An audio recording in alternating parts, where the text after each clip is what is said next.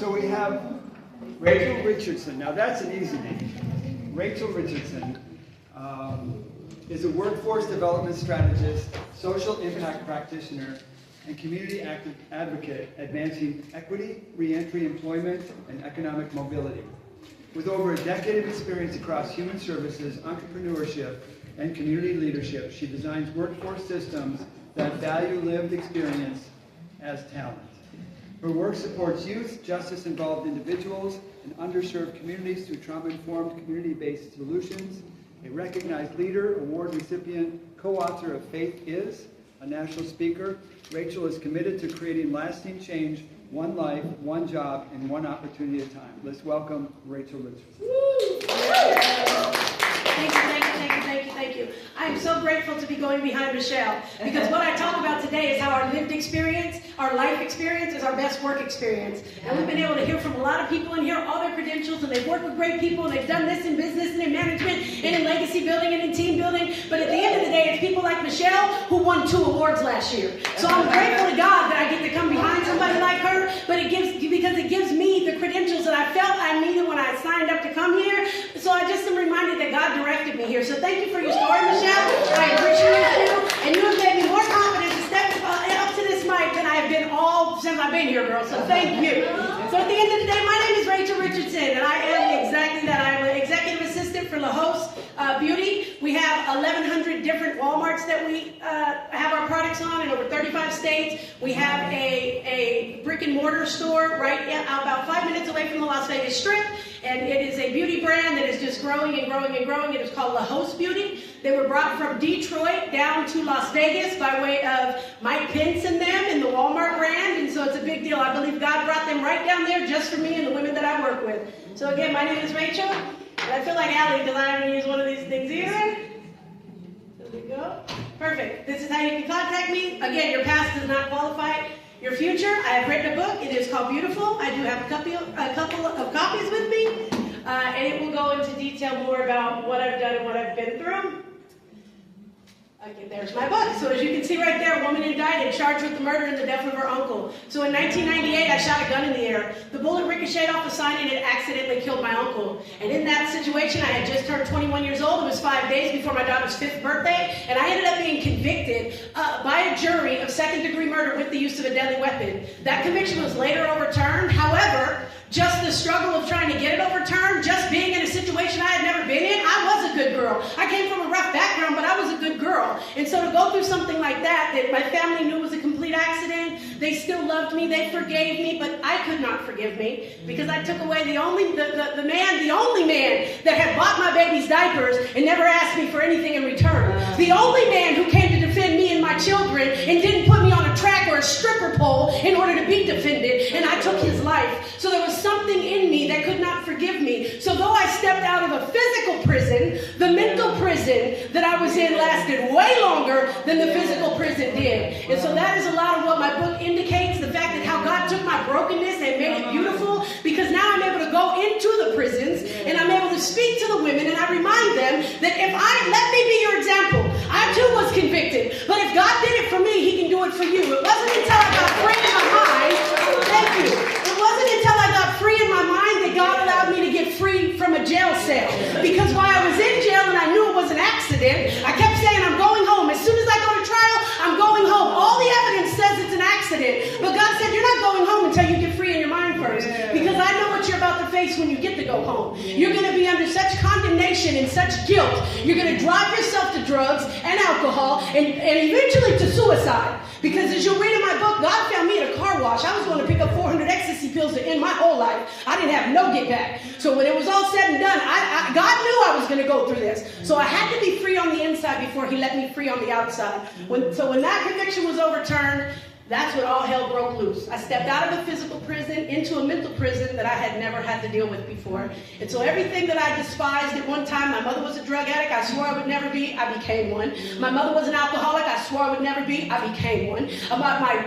My whole family had been into prostitution. My son's father had been locked up for pimping and pandering. Next thing I know, I was into it. So when it was all said and done, everything I hated, I became because of the guilt and shame that I carried. So a lot of the book is just that, how we do things, not because we're bad people, but because of our experiences. And so the women that I work with now, the people that I have the privilege to work for now, who hire the women like me in positions of beauty, because most of us have never felt beautiful, hence the name of the book, because beautiful was something that was for them. Beautiful was something based on skin tone. I am mixed. I am black and white. I was never too black. I was never too white. Any room I walked into, there was always a situation. So beautiful was not a word that I had to use or could use to identify myself. So I'm so grateful to work for a company like La Host that allows for women like myself to step into positions of authority. I'm an executive assistant over there. I have owned my own business for over 20 years. I do branding, I do building. These are things I do. So they saw the gift in me while I was working at Hope for Prisoners. And I was writing the women in the prison, and that became a conflict of interest. So I had to give my 2-week notice. Because what I was seeing when I went to the prison, like Amanda Lee's story, what I was seeing when I went into the prison was the fact that these women were in the prison, but yet all I could take to them was Sunday church or Tuesday night huddle or little things. I couldn't actually help them build resumes. I couldn't actually connect them to resources when they got out. I couldn't go to court with them when they were fighting for their children. There was nothing else I could do but take a program into the prison and hope when they got out, they came to Hope for Prisoners to get a little bit more help. And that was not sufficing. So though it was a dream job that I had prayed myself into for 15 years, I wanted to work at this organization. It ultimately became something I had to give a 2-week notice for because everything was a conflict of interest. And there was no way that I could keep going in here to these women, reminding them that there was hope, and then walking back out into the building going, oh my God, there's no hope. Because all the resources were this and that. And I knew where to get the resources, but if you don't get them at the specific place, the grants get taken, the funding is removed. Like all the red tape, it got so old. So I stepped into a position where when these women get out, I have the ability to hire them, and that's what it makes. This is why the old model is failing. The old model that says you got to go to Harvard, you got to go to Yale, you need to get a degree, even if it's online. You got to have a master's in this, a bachelor's in that, a PhD. 92% of the employers value soft skills, as William was talking about, as much or more than hard skills. They value it way more than hard skills, right? I need somebody who can empathize and has emotional intelligence, way more than I need somebody who can even manage the budget, because AI does all that, as Candice explained. So we have people who can do these other things, but 54% report critical soft skills gap, right? Because we're happy employers who are saying, my people don't know how to empathize. They don't know how to see beyond what you see, like Michelle, or like William was saying when the young lady's mother was in hospice, and he's seen her coming late all of a sudden. He said, what is going on with her? This is not in her character. Many people don't know how to identify that. So then they chalk it up to you being late, you being lazy, you oversleeping. They don't take the time to actually find out what's going on. Yeah. So 54% report critical soft skills gap. Degree requirements exclude over 60% of capable candidates. Michelle, did you ever get a degree? Did you go to school before you got that first job in that center when you were 3 years clean? Yes, I have my bachelor's. In what? Bachelor's in psychology, master's in counseling, and all but a dissertation, all but my finished doctorate, my dissertation in clinical. Perfect. So you did all that within the 3 years that you were clean? No way. Okay. Oh yeah, in all the 26 years. The 3 years. You got a job. It was your first job. Okay, so there it is. So at the end of the day, that's what people are looking for you to have these degrees. She said she still went in and didn't feel significant. She still went in and questioned whether or not this job was the job that she could actually hold, even with the degree. But the background allowed for her to see beyond what she saw and to dig deeper into people's lives, because she knows what addiction looks like. You can't just tell her that you're not using or that you're clean, because she understands what it looks like. Now, had she only had a degree and you've never been through addiction, you can tell me anything, because I really don't know. I only know what the book said. I should be looking for these symptoms. You should be sweating. You should have pock marks. You should have, sleep apnea, whatever the book said. But when you've been through something, it's easier to recognize it. It's easier to empathize with it. His mother had been through hospice. So when the young lady said her mother was in hospice, it was something that took him back. He's not sympathizing. I don't feel bad for you. I feel for you because I was once there. Yeah. And so the women that we work with, they feel for people. We do a lot of medical hair. So women literally come in and pick out their casket wigs. These women are coming in dealing with alopecia. They're dealing with stage 4 cancer. They don't know if they're going to live or die. So they come in and they're able to. Our women that come from prison who get to work with these women and get to fit these women for their hair pieces, and they get to speak life into these women and remind these women that you're not dead yet. You're not dead yet, so we're not going to die on my watch. When they get to be encouragers, they get to be motivators, their lives get to matter in that moment. And that is genuinely what people need. They don't need jobs. There are a lot of great programs, and what are they offering? They're offering a bus pass. They're offering a stipend. These are women coming out of prison who need jobs. They need to take care of their families. They need to know that they're going to be able to pay their rent. And I'm thankful that I work for an organization that does not just tell these women, come on in and we'll just go ahead and we'll mentor you and we'll coach you, but we can't really pay you. No. Another young lady, she spoke about the Learn to Earn program. And in speaking about that, that's exactly what we do over here at La Host Beauty, is we allow for these women to come in, they get decent salaries, they can still take care of their families, but for the first 6 weeks, we are mentoring them, we are loving on them, we are pulling them out of who they used to be, because it makes no sense for you to have a job that you don't feel worthy of. It makes no sense for you to have a job that you're not going to keep beyond the training. And a lot of young people now, they come in, they have their degrees, and then guess what? They're gone in 6 weeks. They're gone in 6 months. We spend all this money training them, but because the culture doesn't line up, because the bathrooms aren't gender neutral, whatever, blah, blah, they're leaving. So all of our training dollars get spent on people who don't even last. When in fact, when you're dealing with people who have been locked up, you're dealing with people who were loyal to a fault, right? A lot of these women were loyal, gang members, prostitutes, whatever that looked like for them. Why? Because as was mentioned yesterday, when you pour into people and you love on them, they'll do anything for you. They'll do anything for you. And so what we have found is that we have the ability through Love That Works, which is the nonprofit connected to La Host, to be able to pay these women's salary, because La Host is still a for-profit business on many, many Walmart shelves and Kroger shelves, and it's a big brand. But we can't always, because of profit and loss and the way the numbers work, we can't continue to train people who will just run because they self-sabotage, who will just run because they don't feel worthy to have such an amazing job. They'll run because it starts to get hard and their family starts to say, you don't belong there, you don't deserve it, they're going to find out you're a fraud, you don't think they're going to do a background check, and so these women run. We can't continue to pour money into women who are not ready yet. So the Love That Works Foundation allows for us to pay the salaries for these women to do these great things. A lot of them have already done beauty at their house. Some of them may even went through the nail tech program in the prison. But they've done hair, they've done nails, they've done skincare, they have a lot of knowledge. So to be able to come into a place that is a major beauty brand and be able to be mentored and loved on and cared for with compassion and empathy changes their whole life for the long haul. And so employment is a primary social detriment of health. People who have employment feel better. They want to pay their bills. They don't want to be standing at the food bank all day. They don't want to be hoping somebody will give them food stamps. When you have a job, you don't need any of that. Matter of fact, you don't want any of that. Because you feel like, in my experience, women are like, I'm going to let somebody else get it who needs it, because now they have jobs. So this is my picture of the young Rachel, right? What life experience builds. This young Rachel was raped. This young Rachel was molested. This young Rachel became pregnant at 15. This young Rachel has a story, like we've all had stories, like Miss Mary Scott was showing us the young Mary. But this young Rachel didn't know that resilience was being built under that pressure. That I was also learning decision-making in uncertainty, which was something else somebody talked about. Emotional intelligence and empathy, like William was talking about. This young Rachel was learning conflict resolution, cultural intelligence, leadership through adversity, and all these things predict performance 2 times more than any credentials. I can look at these young girls who come out now and I can relate to them and I can speak to them in a way that maybe other leaders or bosses couldn't, because they know that I understand the struggle. I know what it is to get out and still have to pay restitution and still have to pay probation fees and still have to feed your children and still need an apartment and nobody will give you one, and you're looking for a job and everybody wants a background check. I know what it is to go through the system that does not want you to succeed, but yet will tell you they do, and you know they don't. I know what that is. So when I speak to these women from that place, they understand that if Miss Rachel made it, you can make it. I become their hope. So if you go on my LinkedIn, there are a couple of different videos, and this happens to be one of them. This organization works with children. I love that we heard about reaching children. The children are the next generation. If we do not reach the children, they then become the newly incarcerated people. They are now the ones, we talk about human trafficking all the time, but in Las Vegas, where I'm from, if you ask a lot of the women, they're not being trafficked. That's their baby's father. That's their boyfriend. That's the man they love. They're building this thing together. This is a relationship. We are doing this. We are taking over the world. We are Bonnie and Clyde, is what they'll tell you. But yet we have millions of dollars being poured into human trafficking organizations for these same women who don't really want to get out of it. But I can come from a place place, once again, of experience, saying he was my baby daddy too, till they locked him up for pimping and pandering.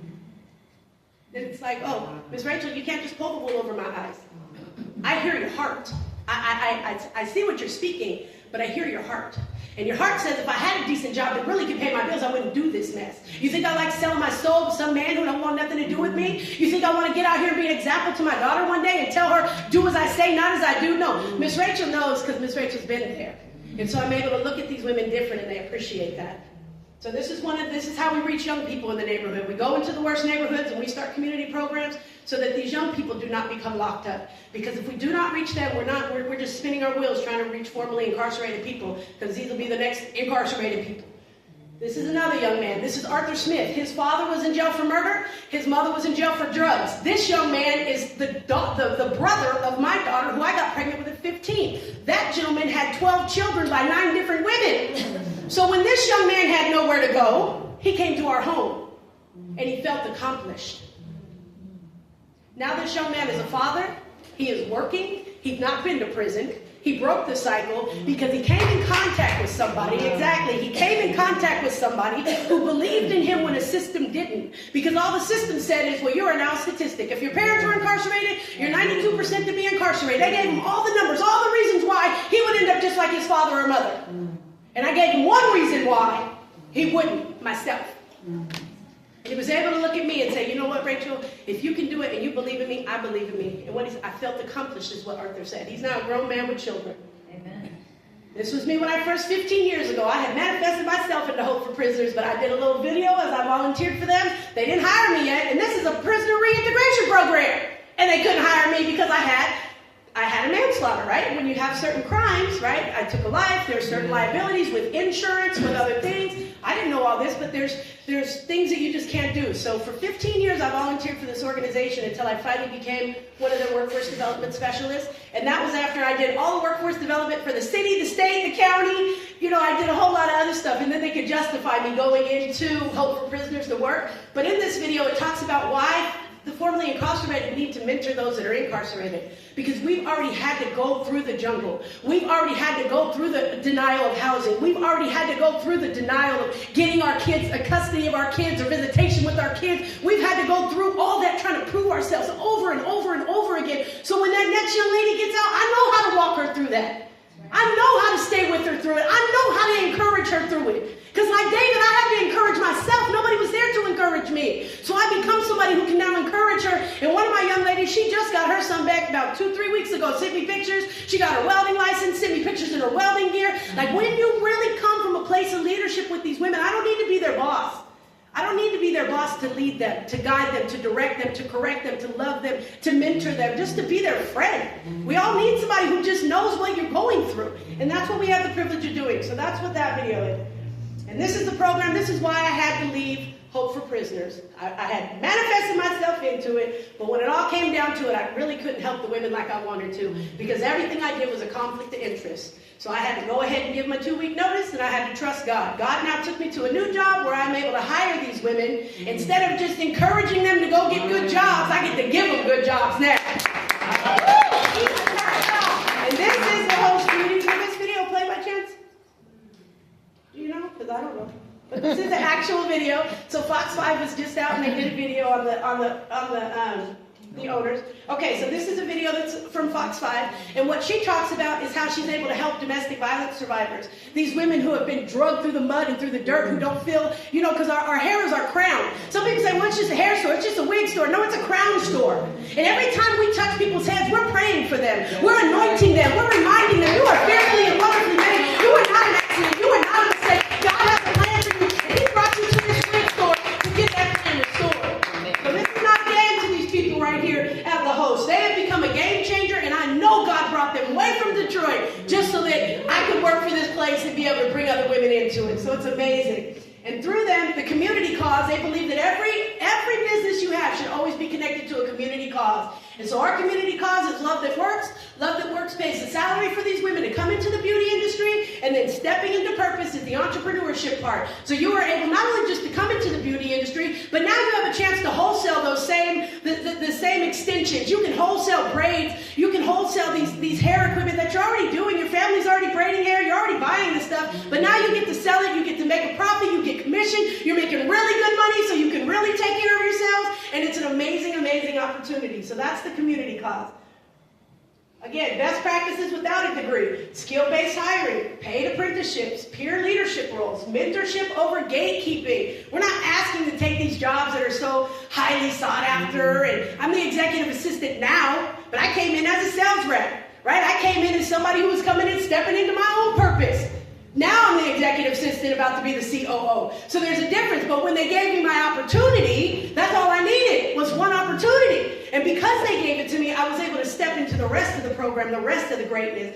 So the trauma-informed workplaces, we need so much more of those, like Michelle was talking about. Employment reduces recidivism, 20 to 50%. Income mobility adds 4 to 8 years to life expectancy. That's what the statistics say, but I believe it added a lifetime to me because I was going to kill myself. I was going to pick up 400 ecstasy pills and take my own self out. So at the end of the day, it's added about a good 30 years to my life right now. I'll be 50. So I know that, that's what works. So when you have a job, you have purpose, you can feel like I'm doing something for my children. I'm doing something for my family. I'm doing something that matters. These young gang members, they're not out there because they want to be. They're out there because an OG believes in them. There's an OG telling them, here, take this weed, take this dope, sell this stuff. You're a good kid. You can do this. And that's what they do because somebody believes in them. So if we don't believe in them, somebody will.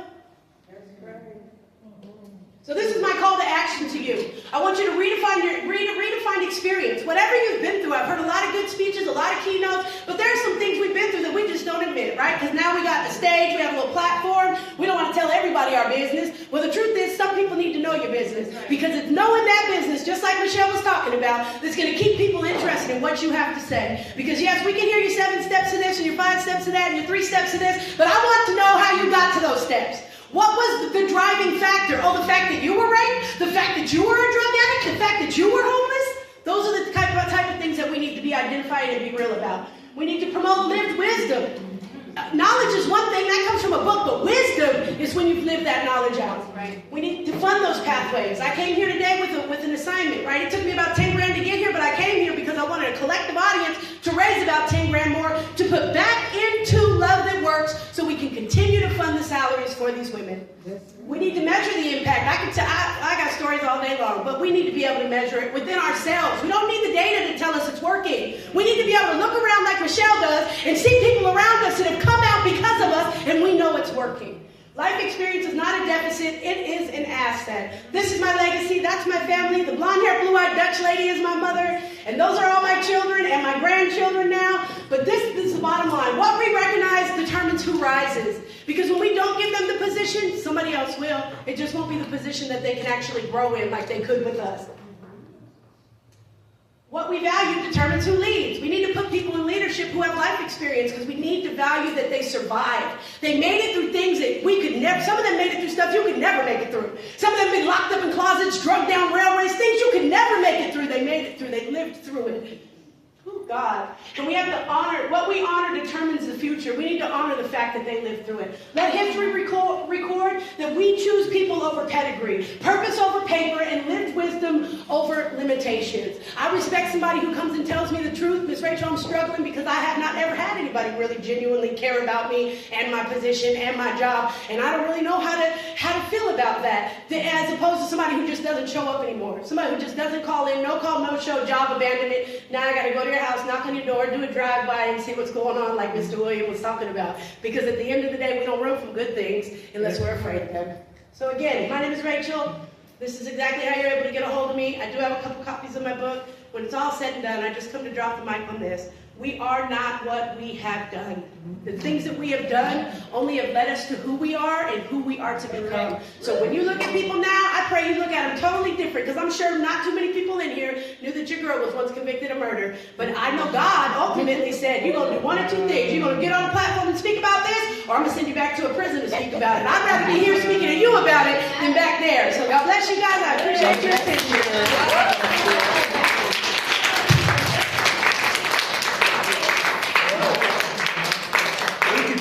Give her about 4 more hours, right? 4 more hours. You used to do it.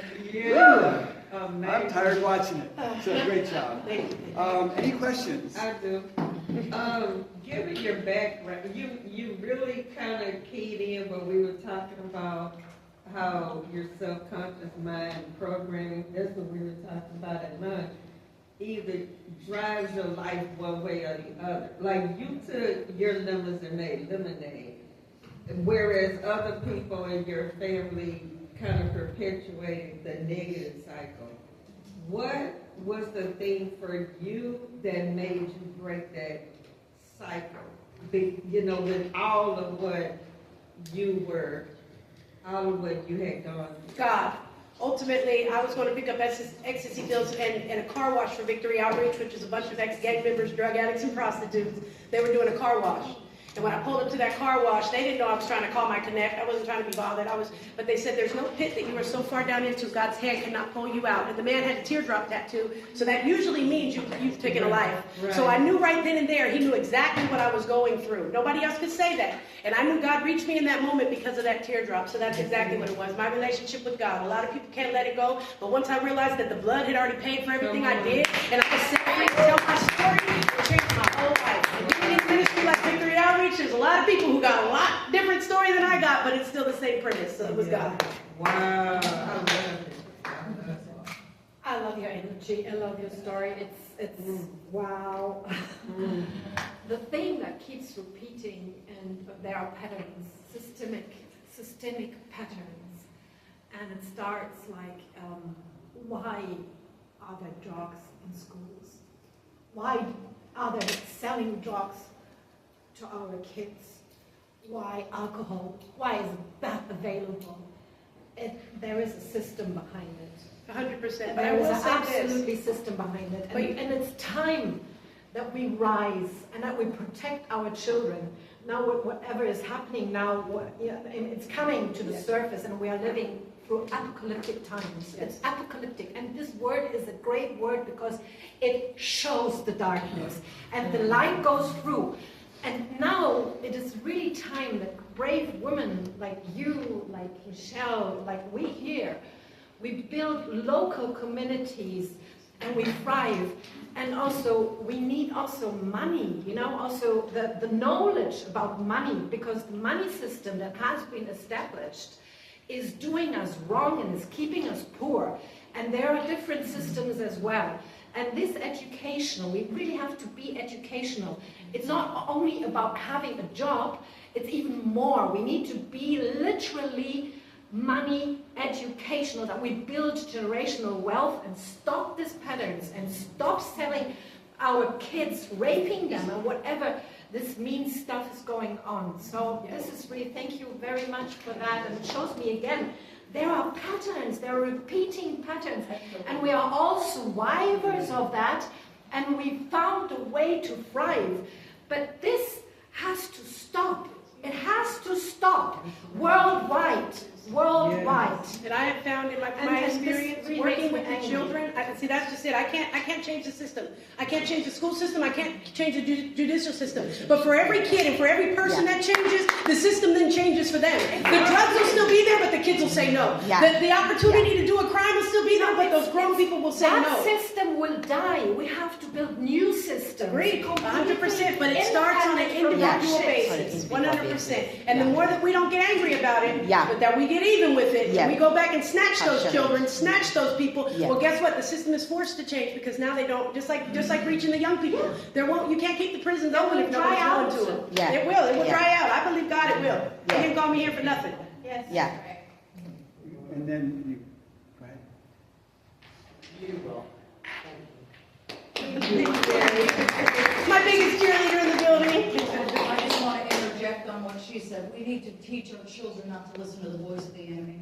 Yeah. 100%. But you know how we teach them, though? By listening is to the voice of God. Exactly, and being God for them. Right. See, it's easier to listen to the voice of the enemy when you have so many hypocrites in the church. Yeah. You go to church and you talk about your pastors, you talk about your leaders. Our kids don't know what's left or right. So therefore, they don't know what to believe. But when we become the ones who take a standard and we set the standard, and we say, no, not my house, my good friend, we become the safe place for all their friends.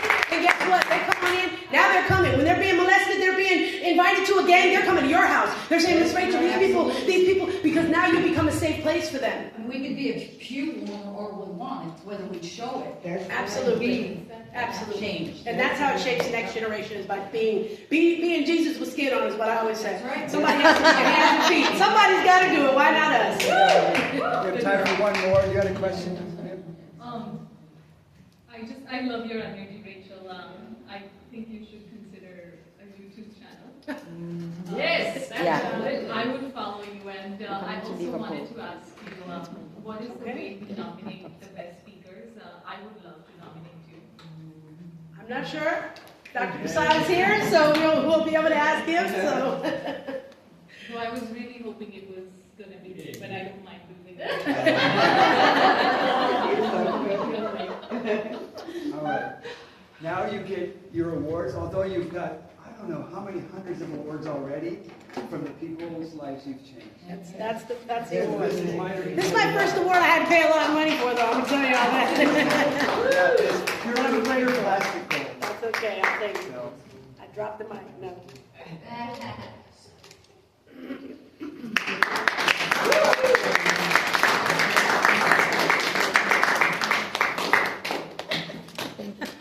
Thank you, guys. I appreciate you for